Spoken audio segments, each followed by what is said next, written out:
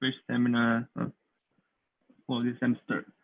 Hello, everyone. Welcome to today's speech seminar, and we are very glad to have Dr. Mostafa Mousavi from Stanford University to give us a talk about the earthquake monitoring in artificial intelligence era. And I will give a very short introduction about Dr. Mousavi, and then the time will be Dr. Mousavi's. So Dr. Mostafa Mousavi's research is at the interface of earthquake and exploration seismology and interdisciplinary blend of seismology, statistics, and computer science. He has developed statistical signal processing methods for seismic signal denoising and decomposition, using machine learning for earthquake signal detection and characterization, studied crustal and upper mantle attenuation, studied the seismic hazard assessment of included seismicity, and performed the statistical analysis of spatial temporal patterns of seismicity. He received his PhD from the University of Memphis in 2017 and followed by a postdoc fellowship at Stanford University from 2017 to 2019. Let's welcome Dr. Mousavi for his talk. Okay, thank you. Thank you very much. Thank you for the invitation. Thank you for having me, and thank you for nice introduction. Good afternoon, everybody. My name is Mostafa Mousavi. I'm going to talk about AI and earthquakes. Let's get started. Okay, this is the outline of what I'm going to talk about. I will start with some background and introduction, and then continue on different elements of an AI-based pipeline for earthquake monitoring. I will spend a little bit more time on the first two items, deep learning, denoising, and detection, and then move faster on the other items. This wouldn't be, I won't go too much into the technical details. So anybody with any background level of knowledge about neural networks should be able to follow. Overall, it's just some history and a little bit of stories about the works that we have been doing over past few years.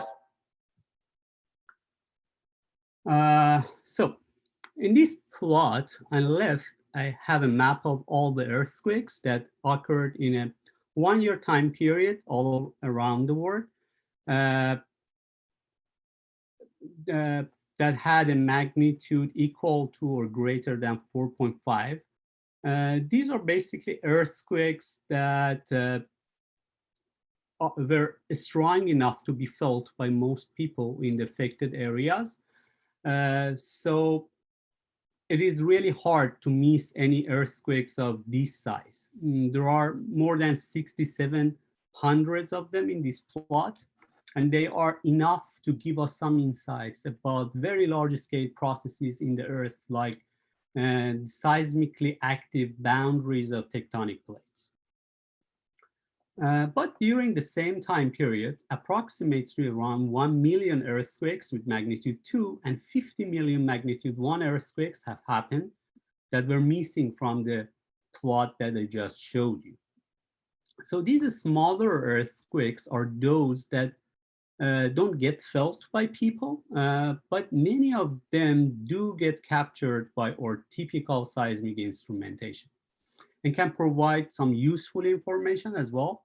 The reason that these smaller earthquakes usually don't show up in our typical earthquake catalog is that common algorithms used by earthquake monitoring agencies for routine processing of seismic data are not sensitive enough to process all of these tinier earthquakes that occur much more frequently but have much weaker signals. So our typical algorithms are not sensitive enough. On the other hand, our more sensitive and robust methods are not efficient enough to be scalable to the growing volume of seismic data that we are recording by either cheaper seismic sensors like nodal ones or unconventional methods like these ones that these days are getting very popular. So these new size and types of data require new tools and algorithms as well to properly process these high dimensional data sets and gain new insights about the physical processes in the earth. And this is where machine learning can play key roles. When we say machine learning, it includes a wide variety of techniques with different levels of complexity. Many of them can have application in seismology. However, here I'm going to concentrate on only one branch of it, especially specifically consisting of deep neural networks. But what are the neural networks and how do they work? They basically consist of some neurons or nodes, they arrange into layers. Each of these neurons take a bunch of inputs and then inputs and produce one output by first multiplying the inputs by their associated weights, which is a linear transformation, and then adding a bias term, which is a translation. And finally, we apply a nonlinearity over all these. These outputs then are used ultimately to predict a desired label, which can be used to calculate a prediction error using a loss term, and then use this error to adjust all these connection weights in a backward process called backpropagation. Doing so after a number of iterations, the network can learn a highly nonlinear relationship between our input data and our target labels. So what a neural network does is basically a high-level transformation of data. Through such a transformation, it bends the space, and with the space, it bends the data. Thus, if it cannot initially solve a problem, it transfers the problem, and it makes this transformation multiple times at each layer to finally make the problem easy enough to be solved. So this makes the neural networks a very powerful tool, even with one layer and just a few neurons, like these early neural networks that were used in seismology back in late 80s and 90s. Even at that time, people knew that nonlinearity of networks would increase if they use more layers or more neurons in each layer. However, there were some technical issues like overfitting, vanishing, exploding gradients, and of course, computational resources that were limiting them from having more layers or a deeper network.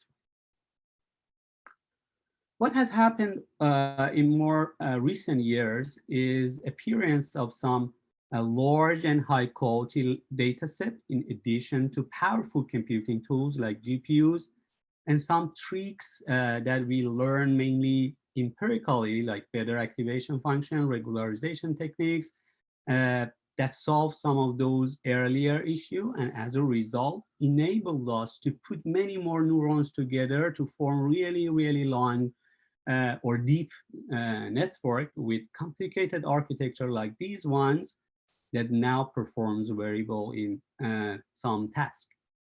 You can think of these modern network architecture as a cascade of filters that can automatically extract what is relevant to a task from data and transform it properly.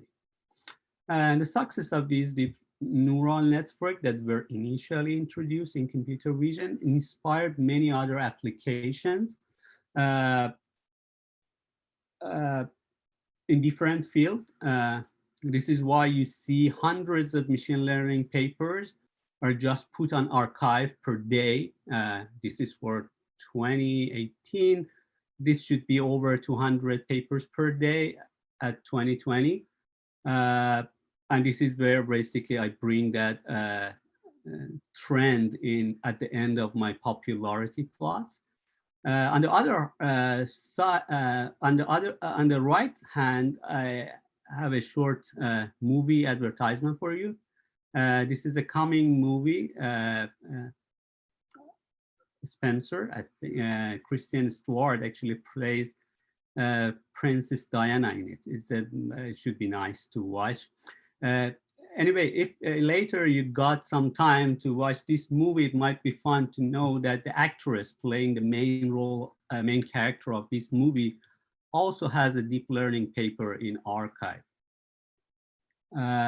So this is not just limited to Hollywood. In seismology, also people are getting interested more and more to apply machine learning in different seismological tasks. We see a surge of interest in past over a few years. In addition, at the same time, we see that the neural networks that are being used in seismology were getting deeper and deeper. In the following, I'm going to show you how this type of network, this deep neural network, can change the way we monitor the earthquakes. So today, extract the earthquake information from ground motion data and build an earthquake catalog. These are the main processes or steps that one needs to perform. Let's start with the denoising. A common approach to suppress some of the background noise in seismic data is to do bandpass filtering. Although this might be effective in some cases, it won't work when the noise and earthquake signal share a similar frequency range. So to remove the noise in this situation, we need more powerful denoising techniques like time frequency thresholding techniques. The way it works is basically, generally they work this way. First, you transform a noisy time series into time frequency domain using a transform like wavelet, and then we increase the sparsity by applying the thresholding function. And at the last step, this now sparse representation is inverse transformed back into the time domain to get the denoise signal in a way the error estimates get minimized. For those of you who have worked with autoencoder, this L2 norm should be very familiar. Autoencoders are type of neural networks that learn basically a feature representation of data by copying it from the input layer into the output layer. So to increase the sparsity, you can simply add a constraint to their reconstruction loss that basically pushes the most of the neurons in the hidden layer to be close to zero. So mathematically, these two are very similar. However, if we apply these traditional thresholding denoising approach, excuse me, to some noisy data, usually they won't be very effective. This has two main reasons. The first is the limitation of the simple thresholding function. And the second reason is the nature of usually non-Gaussian seismic noise that violate the assumptions for noise level estimation. In past, I have worked on these problems to improve the performance by either proposing a more flexible functions or more realistic noise level estimation. More recently, we use deep neural networks to learn this mapping function with much more flexibility and complexity. So that solved that thresholding, simplicity of thresholding function problem. To avoid noise estimation problem, we built a very large data sets of different realization of noisy seismogram using actual seismic data. And then a deep neural network was used to learn a more realistic statistic of the noise and signal directly from data. Here, the lower dimension at the middle of this unit acts similar to imposing that sparsity physically. So this network basically learned to mask that we formulated them as in a form of just two Wiener filters that can be used to decompose the noise, the noisy data into signal and noise. So these are some examples. We add the actual seismic noise on top of an earthquake signal. Then this noisy combination, it is what has been passed to the network. And these are the output of our model. So it can decompose it into signal and noise. So you see that now it works even when no noise is not Gaussian like this one, although it has some leakage on the noise reconstruction, but overall the form of reconstructed signal is very, very close to the actual earthquake signal. So that's even more complex example here. I won't call it noise anymore. This is a repeated periodic non-earthquake signal overlays with the actual earthquake signal. And you see how it can even work in this situation and break it into earthquake and non-earthquake signal. That's even more exaggerated example, which works.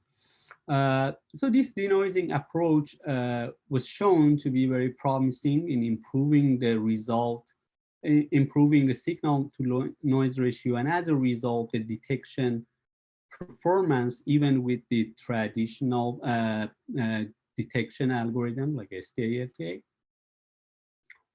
Now let's move on to detection and phase picking.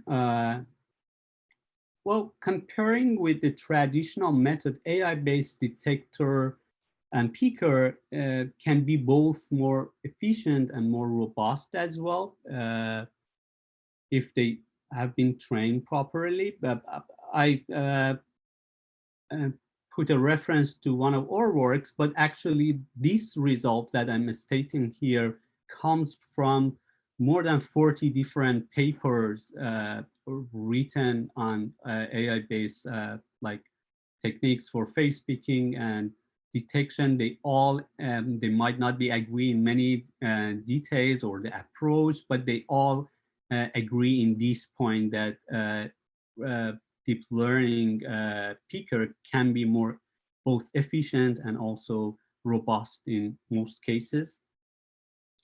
But we don't still,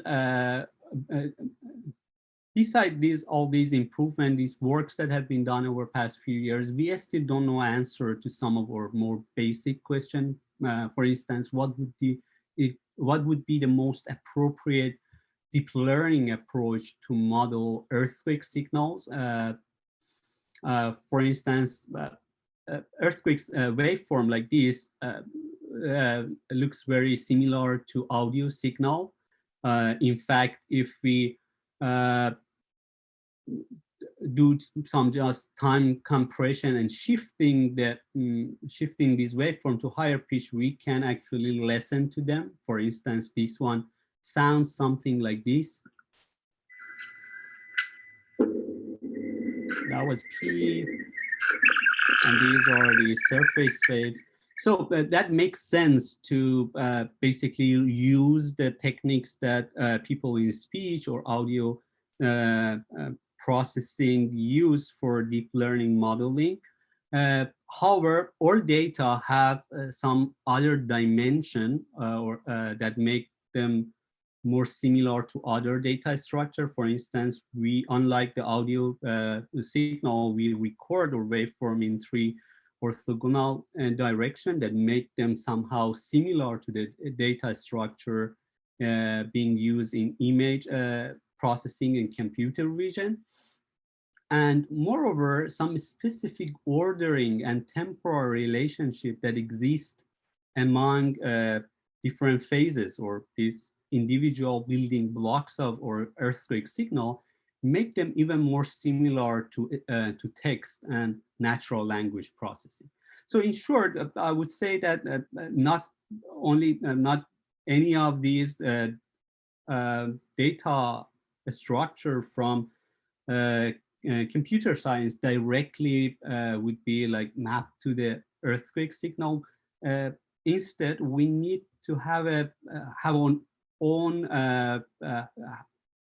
way of modeling the earthquake signal, which would be a combination of multiple of these data structure to reflect the characteristics of our data more precisely and accurately. Moreover, in our earlier works, we were approaching detection and phase picking separately. Then we learned that combining the tasks like these two that are highly relevant with each other can also improve the overall performance. So in our more recent model, we basically try to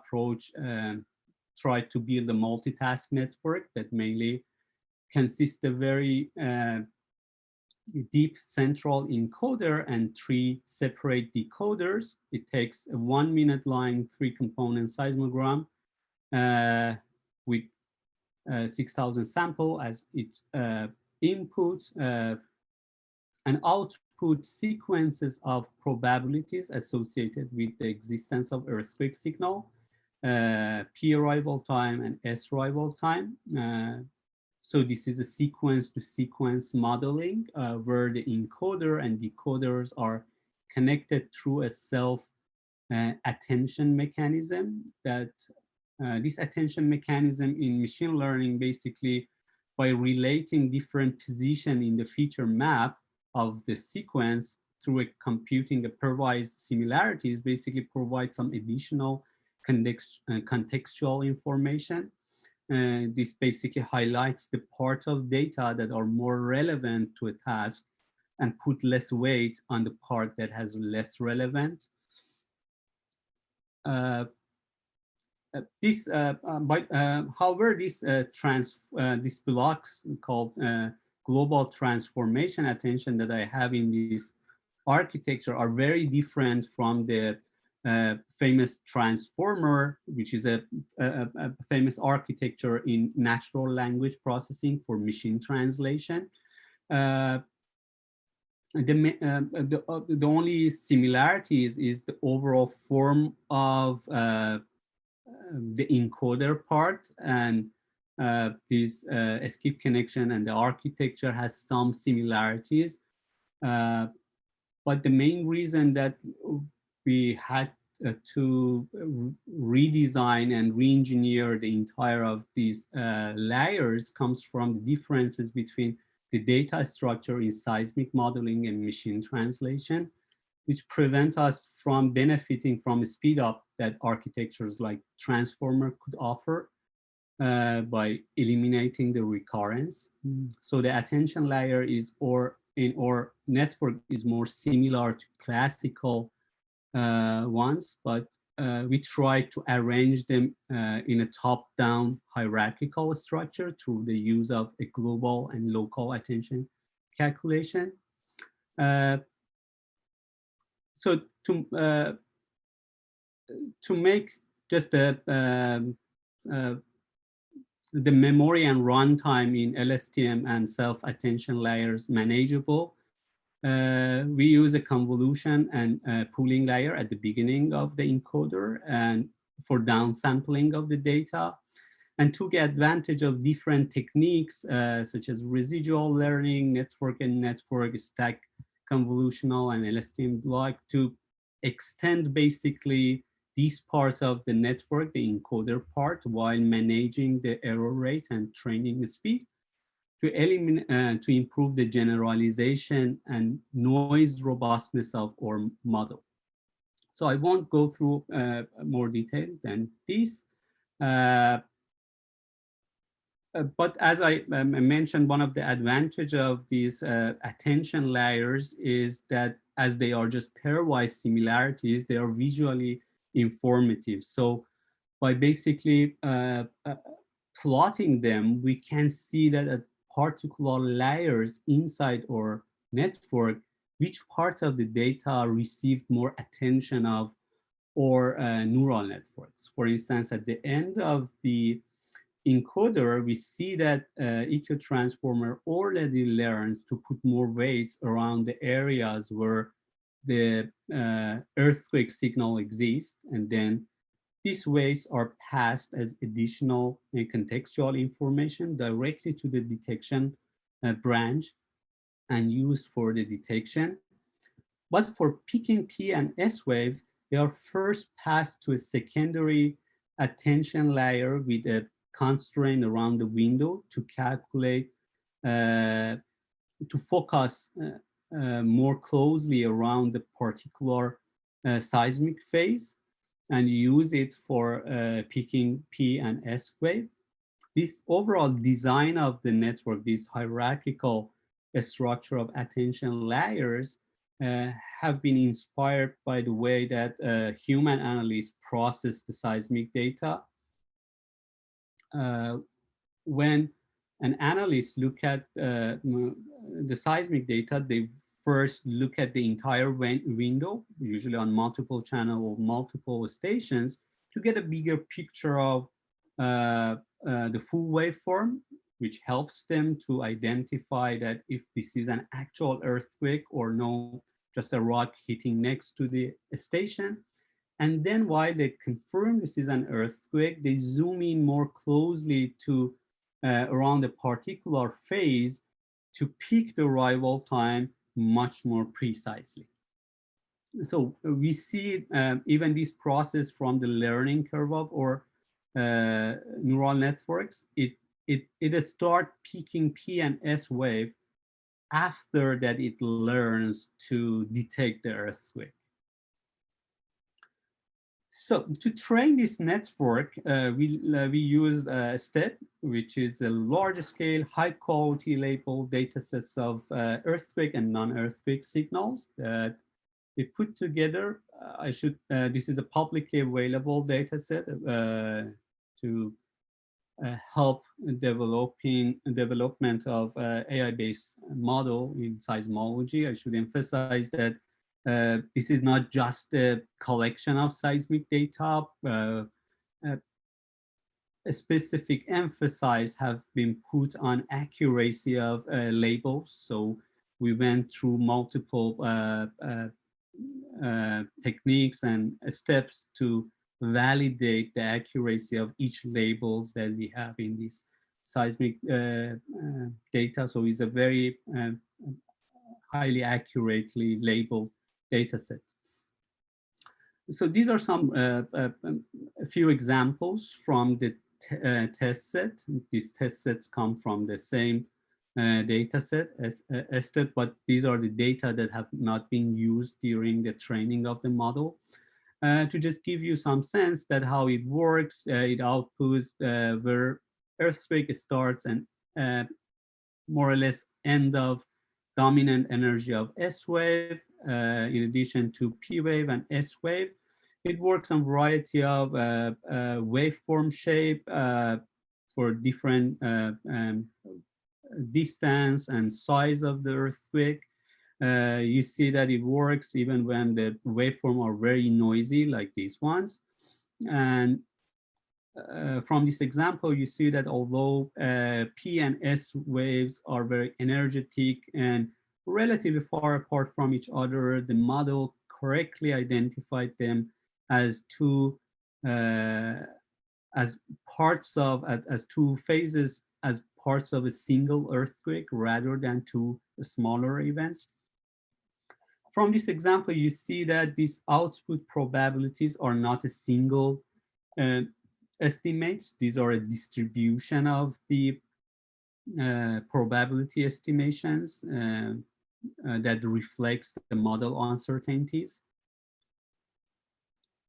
I should emphasize that the good performance of our model is doesn't just come from the architecture and complexity of this network. We use a number of techniques during the training of this network as well. And as a result, you see that it can handle many different cases that happen much more frequently in actual data. For instance, these gaps in the seismic data that usually can cause false positive can be handled very properly.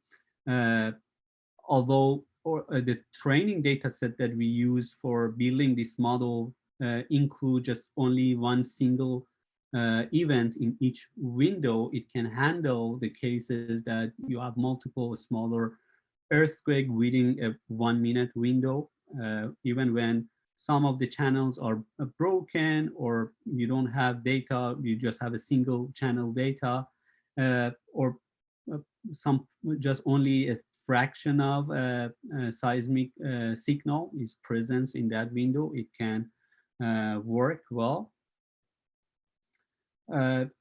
These are the deviation of or automatic peaks from the ground truth that were mainly manual peaks. Overall, you see a larger deviation for S phase, which although they are make sense as they are harder to peak, but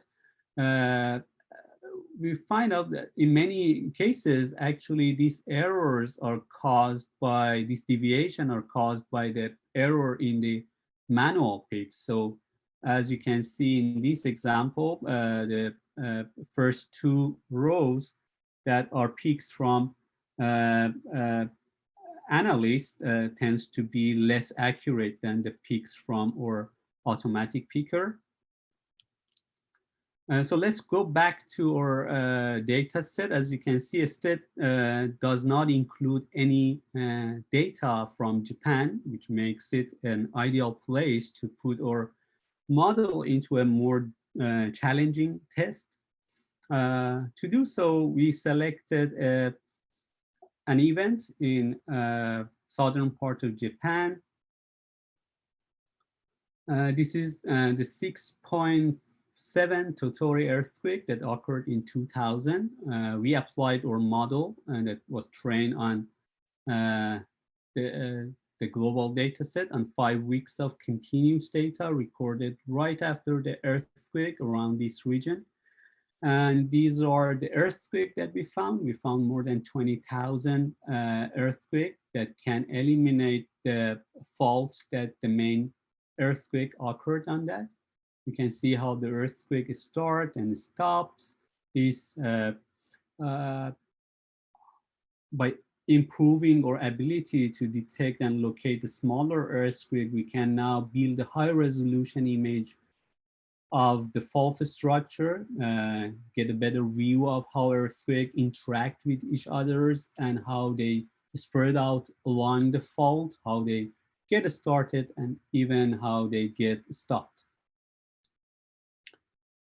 So overall, we were able to increase the size of the earthquake catalog by more than twofold compared with the manually crafted, well-crafted catalog by Japanese group.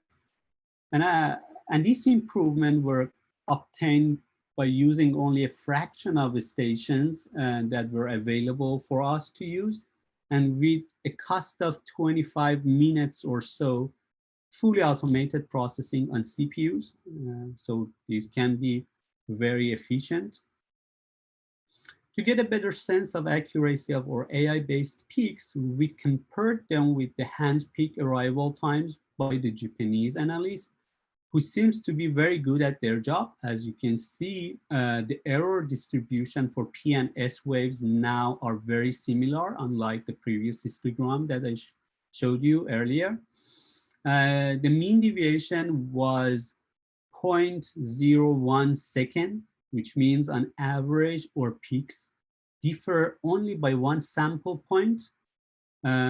This shows that not only AI-based models can generalize well to different regions and data, they can be super precise as well. These peaks are from those stations, those events that both we and Japanese group detected and peaked on the same stations. But we got many more events, right? What are those new events that we found from these relatively old earthquake sequence that happened almost 20 years ago? We can see that these newer events are mainly those smaller earthquakes that were not detected or not picked by Japanese group. Why? Because these smaller earthquakes have weaker and noisy waveform like this one that are really hard, if not impossible, to pick by the human. So this earthquake that we just saw happens in Japan, which is has lots of tectonic, lots of earthquake and lots of tectonic activities. We are going. They are going on like these giant slabs that is subducting under the region that we just look at it. Now let's travel in time and space and go from Japan 2000 to central United States in 2010, where these two earthquakes occurred at the middle of country where not only does not have any slab or tectonic activities, it didn't used to have any earthquakes or even no fault was known to exist in this region till these two magnitude 4 earthquake happened in 2010. This was interesting enough that Steve Horton spent a few months manually processing the data, and by detecting and locating many smaller earthquakes, he was able to show that there was, in fact, an unknown fault lying down under the region, which probably got activated by oil and gas companies, by activities by oil and gas companies like wastewater injection and hydraulic fracturing. And this is how many earthquake or AI-based model found from the same data in a day worth of processing. To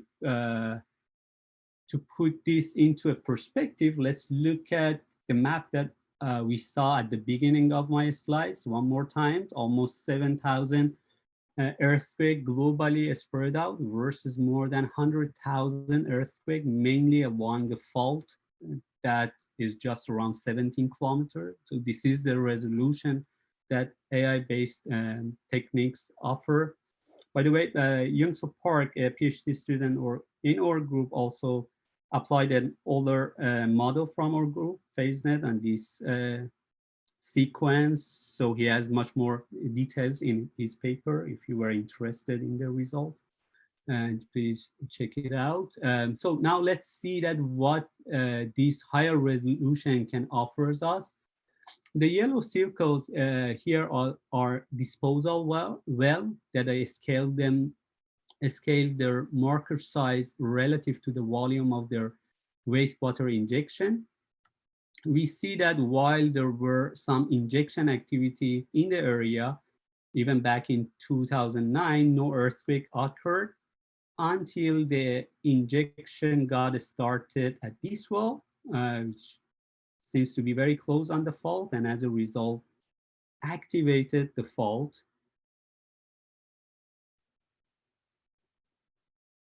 You see that the earthquake are disappearing after the injection got stopped at most of the wells in the region.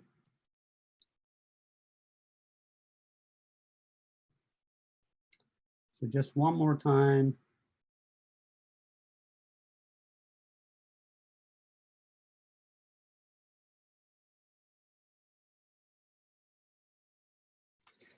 And now let's move on to polarity and discrimination. The techniques that I'm presenting here is very general.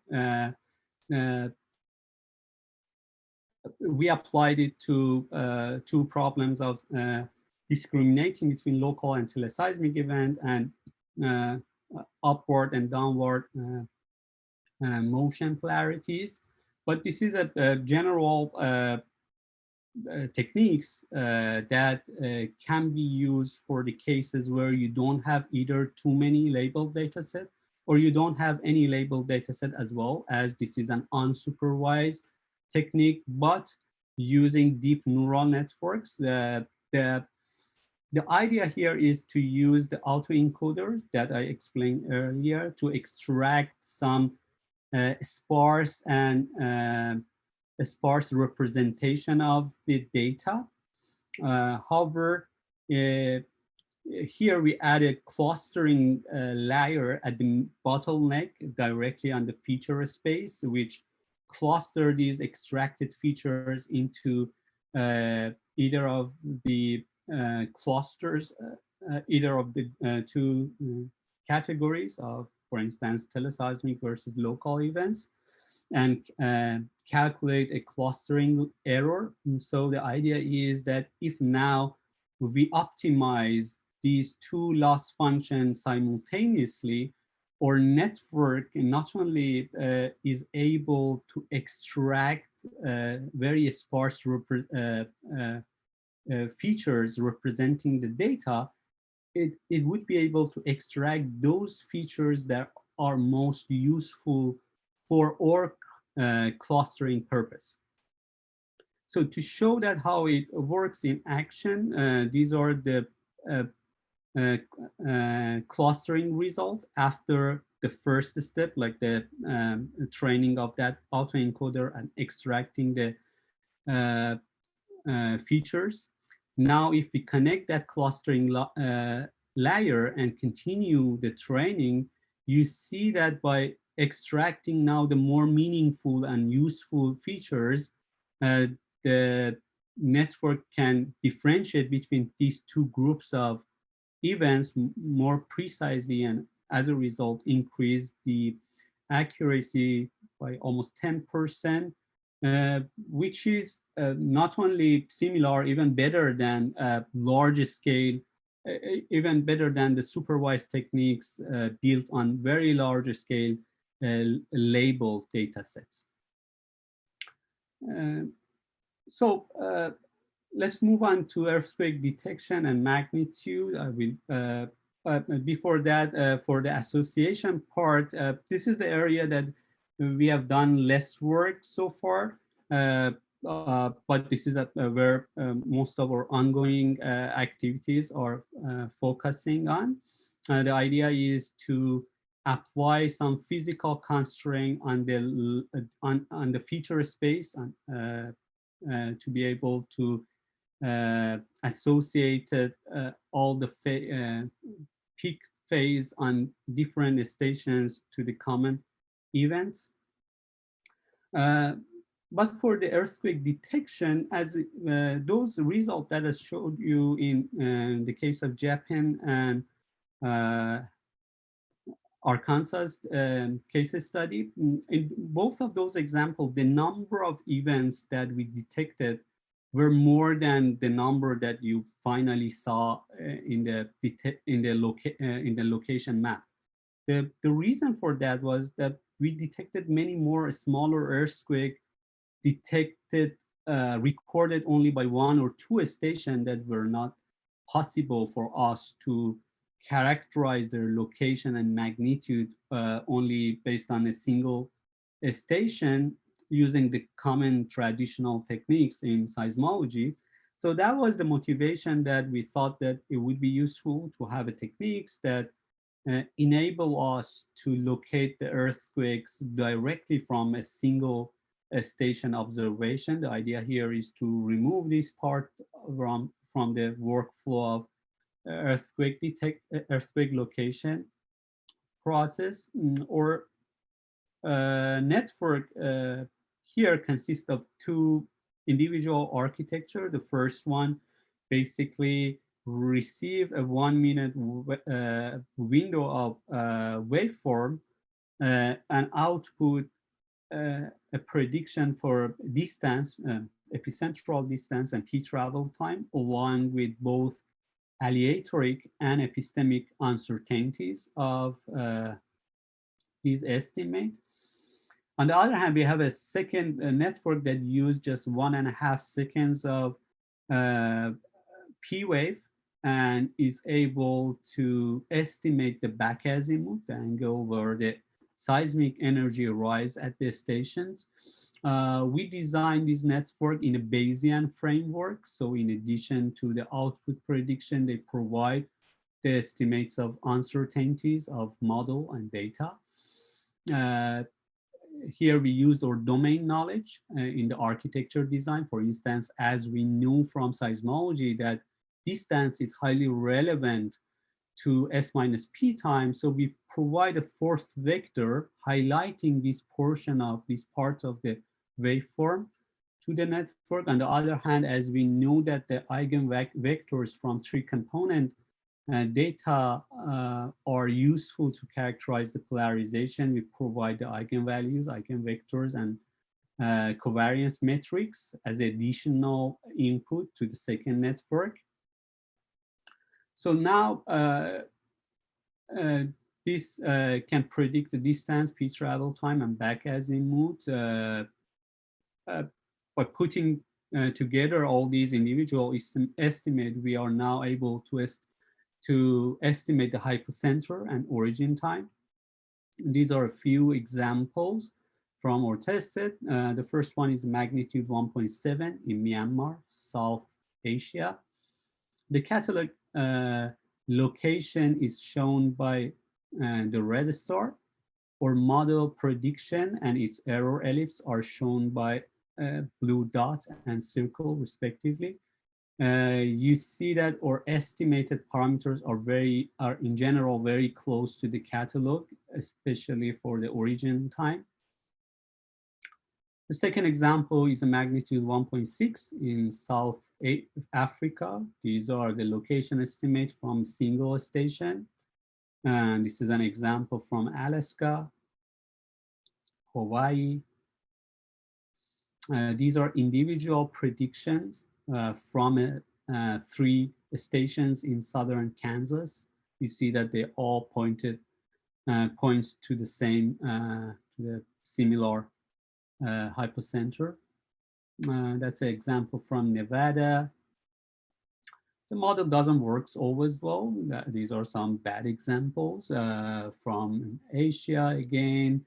You see even in this case that the model are wrong. Most of the error comes from back azimuth estimation, which is a very hard problem to solve using neural network. However, even in these cases, these estimated error are very useful to identify between more problematic estimate versus the more useful one. However, our single station estimate still can provide the big picture of seismicity pattern when you look at in a large scale. And finally, moving on to magnitude estimation. Here, the idea was to totally remove the entire complex workflow of magnitude estimation.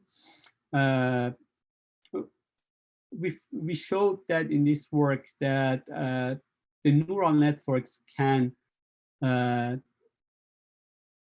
be used to estimate the magnitude. The only thing is that we need to make sure that we provide them the essential information that are needed to estimate the attenuation and site amplification, like a relationship directly from the data.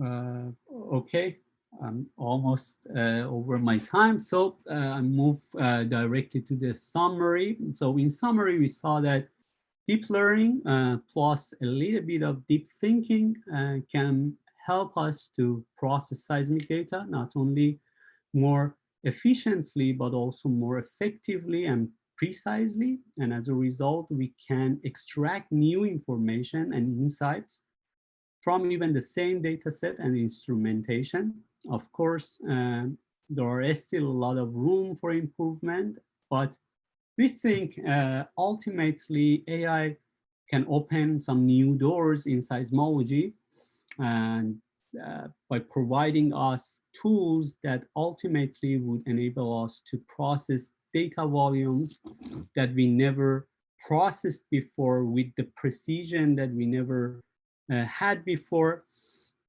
Uh, and who knows that what we can learn about the Earth and its little earthquakes when we look at it at this scale with this resolution and using this unprecedented data and techniques. And these are all what makes these days a very exciting time for observational seismologists like me. With this, thank you for your attention. That was my talk. A lot of these models and data set that I talk in this presentation are available from this GitHub page. So if you were interested, feel free to check them out. So with that, I'm open to take some questions if time's allowed. Okay, thanks a lot, Dr. Mousavi, for such a great talk. Anyone who have questions, you can just unmute yourself and direct ask the questions. I think we have about 15 minutes to 20 minutes for the questions.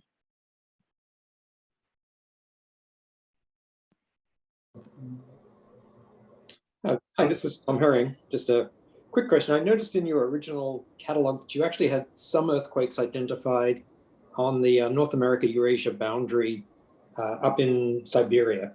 And in your test data set that you used, you didn't have any earthquakes of that in that region of that nature. Does that pose any problems with the deep learning networks?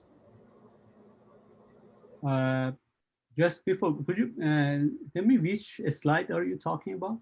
Right at the very beginning of your talk, you showed 2,000 earthquakes taken over a 1-year period, and just from conventional methods. And it just happened, and in that slide, there was some earthquakes on the North American Eurasia plate boundary. Yeah, right up there, end of the... That's just a USGS catalog that I just get an inquiry for like 1-year time period. So these are all the earthquakes that are in the USGS.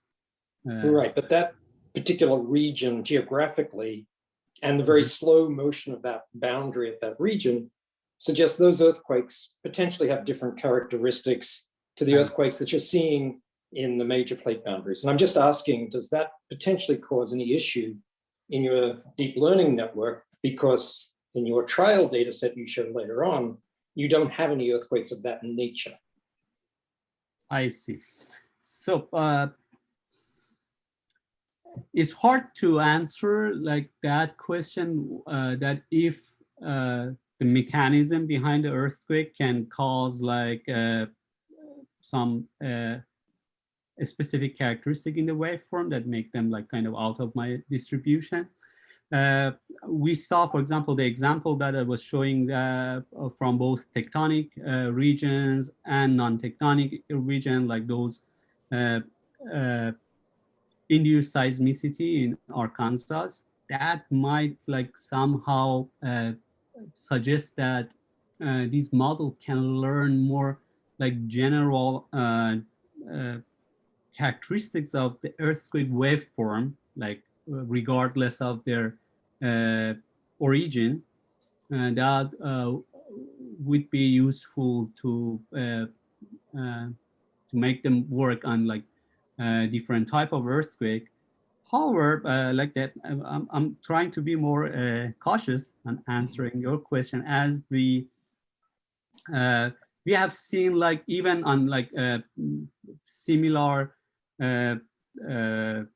distance range and like tectonic regime, there have been some events that our model was not able to capture them. So that comes from a more subtle changes that instrumentation type especially can add to the waveform characteristic.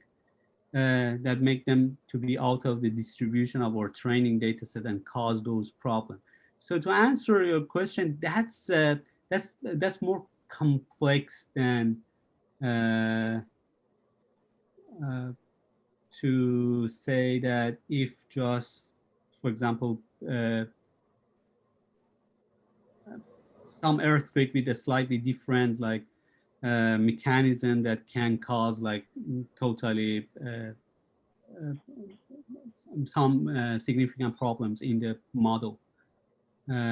But we have been seeing, these are the stuff that we are still exploring. There have been cases that come to us as a surprise, as we didn't expect the network works. For example, the nodal stations, nodal instrumentation that I talked about, the single component data, on totally different distance range as our training data set, but the model works very well on those cases. And there have been some cases that we expected the model works, but it didn't work. So it's much more complex to see that what exactly the model has been learned. Well, you actually have earthquakes there, so you can try it at some point, right? Right. Yeah. Hello, Dr. Mousavi. My name is Joseph Majola. I was sort of wondering, for the detections, is there like a minimum number of stations threshold that have to show the earthquakes for it to be classified as a detection? For instance, if there's like a passing vehicle beside a single station and it's triggered, what differentiates it from like an earthquake? Okay, so your question is much more general. So it basically concern you're asking, what you're asking is more related to the association.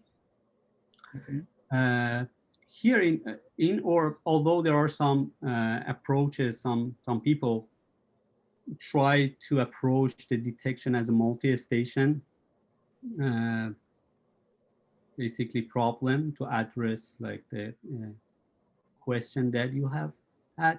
Our strategy was to work on a single station detection. So we try to identify earthquake versus non-earthquake on a single station. This is the smallest unit of seismic data that one can have.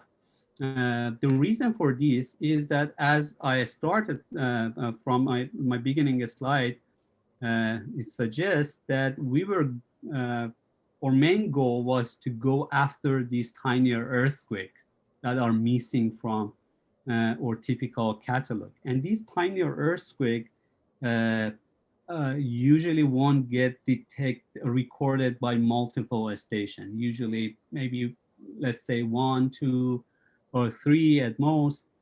So that's the main strategy that we that defines our approach for most of these models that I was showing you. They were working on just single station data, which is hard as you have less data, so it's hard to be confident that how you can remove all the possible false positive and all those, the complexity of the model, the training process, what we have done and what we have learned over past few works were what enable us to make it as robust as possible. So as an example, I have in this slide, you see that this is the data from a single 1 day of data on a single station. You see that although the model detected many much tinier earthquake correctly, it was totally insensitive to these impulsive non-earthquake signals that later tends to be it's shown to be like due to these industrial activities in the region. And so this was just as an example to show you that there are some challenges on working on single station data. but this model can be really robust on even those cases. Okay, thank you.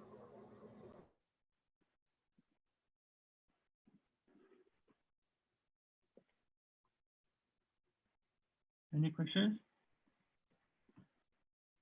So I see questions in the chat from Eddie. Sorry. So what constitutes noise during an earthquake? Foreign objects such as table, box, etc. And what filters did you use to recover noise signal and the earthquake signal separately?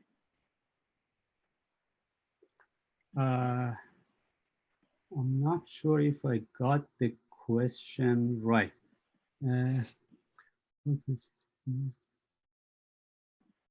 So this noise can be a wide variety of noise, like either background noise, the coherent noise that can come from like either atmospheric noise, wind, storm, etc., or man-made. I don't like to call them noise. These are non-earthquake signals. So there can be a variety of the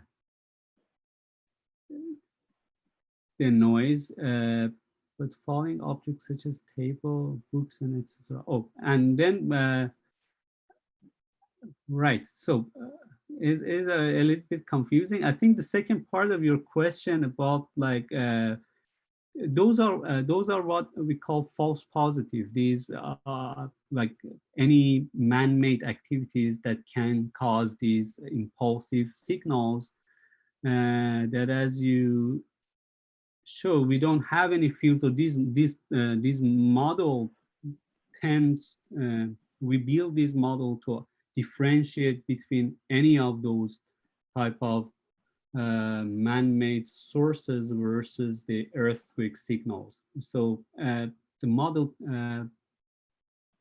basically learns the essential characteristics that differentiate the earthquake signal versus all those type of non-earthquake signals. We didn't use any specific filter, but one things that helped us a lot was including as many as examples of non-earthquake signals into our training dataset. As I said, this is not just the earthquake dataset. That was datasets of earthquake and non-earthquake signals that help us to make the model more robust to these false positive, or what you call noise. I hope I answered the question. I'm not sure that question was like.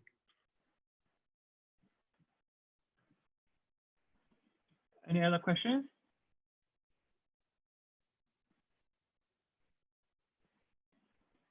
Oh, there's another comment on the chat. You can see it.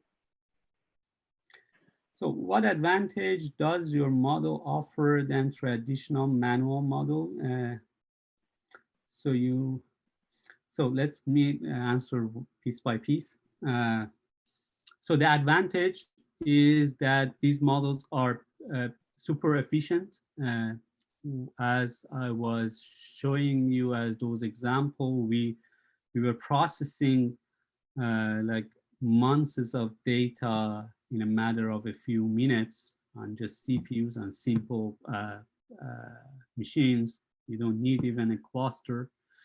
They can offer us a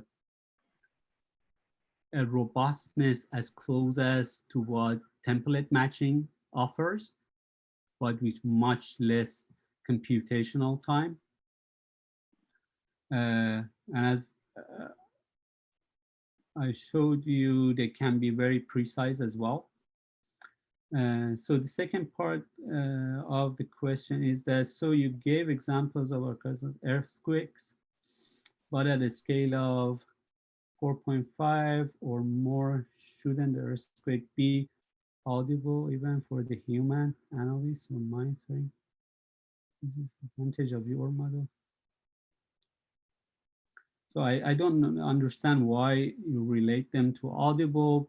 Yeah, this can work even with for the larger earthquake. I should mention that all of those models that we built were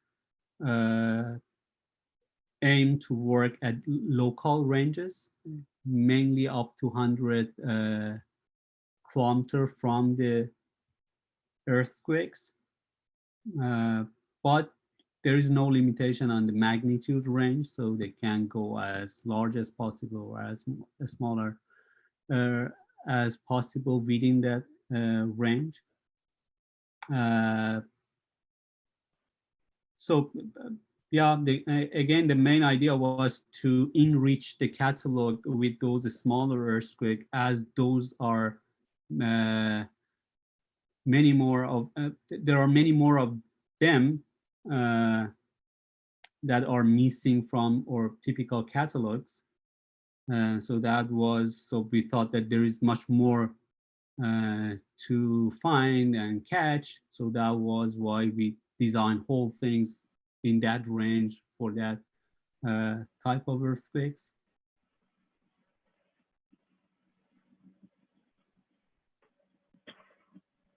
Okay, if there's no additional questions, let's thank Dr. Mousavi again for the talk. And if you want to just chat with him, you can just stay at this room. And if you have something else to do, you can just leave the meet room. Let's thank Dr. Mousavi again. Thank you very much. Thank you.